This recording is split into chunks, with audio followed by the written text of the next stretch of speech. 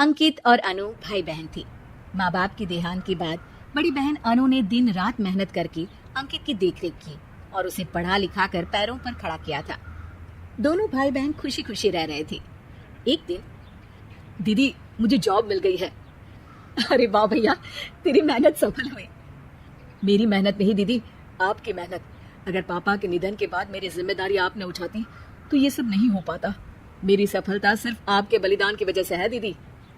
कुछ महीनों बाद अंकित की शादी सीमा से हुई।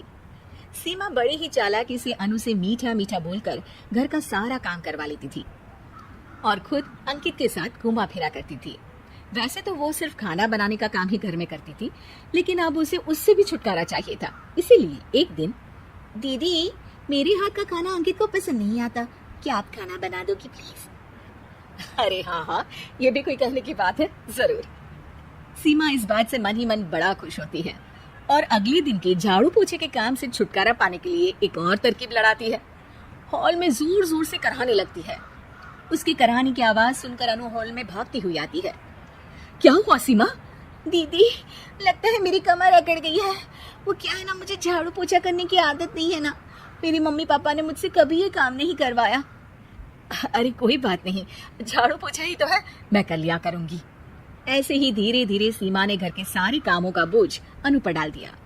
घर का सारा काम अनु करती थी, फिर भी सीमा को अनु से छुटकारा चाहिए था। इसलिए एक दिन वो अंकित के ऑफिस से लौटने से ठीक पहले ढेर सारे कपड़े लेकर धोने का नाटक करने बैठ जाती है। अरे सीमा, इतने कपड़े? अब क्या करूं, अकेली पड़ जाती हूँ, करना तो मुझे ही है ना। अरे दीदी से मदद ले लेती। अच्छा, ताकि सारा जमाना कहे कि भाभी बड़ी ननद से काम करवा रही है। और वैसे भी दीदी ने तो साफ कह रखा है मुझे कि तुम आज जो भी हो सिर्फ उनकी वजह से हो, इसलिए अगर उनके बनाए इस घर में रहना है तो काम करना ही पड़ेगा। ये सब सुनकर अंकित को बहुत गुस्सा आ गया। उसने अनु को बुलाकर कहा, दीदी ये घर पापा ने बनाया था और इसमें मेरा भी हिस्सा है और मुझे वो चाहिए। ये सुनकर अनु को बुरा तो लगता है, मगर वो दूसरे ही दिन घर का बंटवारा करने के लिए वकील के पास चली जाती है। वहां से लौटते हुए अनु का एक्सीडेंट हो जाता है, जिससे वो दोनों पैरों से अपंग हो जाती है। अब मजबूरन उसकी पूरी देखरेख सीमा को करनी पड़ती है। एक दिन सारे कामों से थक कर सीमा अंकित से कहती है, अजी सुनते हो, अब मुझसे तुम्हारी ये बहन की सेवा ना होगी। अगर कल तक तुम इसका बंदोबस्त नहीं करते तो मैं घर छोड़कर चली जाऊंगी। अरे ये कैसी बातें कर रही हो, इस हालत में वो कहाँ जाएंगी? मैं कुछ नहीं जानती, बस कल ये इस घर में मुझे दिखनी नहीं चाहिए।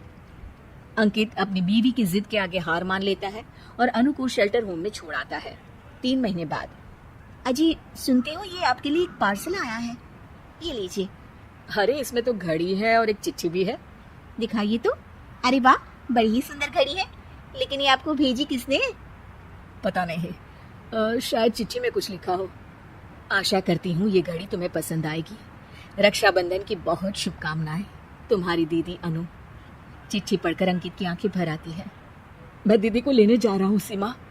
अरे घड़ी भेज तो दी उन्होंने, अब क्यों जाना उनके पास? देखा सीमा, दीदी हमसे दूर जाकर भी हमारे बारे में ही सोचती है, और एक हम है जो उनकी सेवा से बचने के लिए उन्हें शेल्टर होम छोड़ा है। तुम्हारी बातों में आकर मुझसे ये क्या पाप हो गया? मैं जा रहा हूँ दीदी को लेने, और जब मैं वापस आऊँ तो तुम मुझे हमारे घर में मत दिखना। इतना कहकर अंकित अनु को लेने निकल जाता है। वहां पहुंचकर, दीदी मुझे माफ कर दो, मैं तुम्हें लेने आया हूँ। भाई आज तो राखी है, आज तो मैं मना कर भी नहीं सकती। दोनों घर पहुंचते हैं। अरे सीमा, तुम अभी तक यहीं हो? निकल जाओ इस घर से। अरे वाह अंकित, फिर वही गलती कर रहे हो तो। सीमा तुम कहीं नहीं जाओगी। दीदी मुझे माफ कर दो, मुझसे गलती हो गई। सीमा आज ये समय माफी मांगने का नहीं है, राखी की तैयारी करने का है। चलो तैयार हो जाओ, तुम्हारे भैया के घर भी तो जाना है ना। ये सुन सीमा अनु के गले लग जाती है।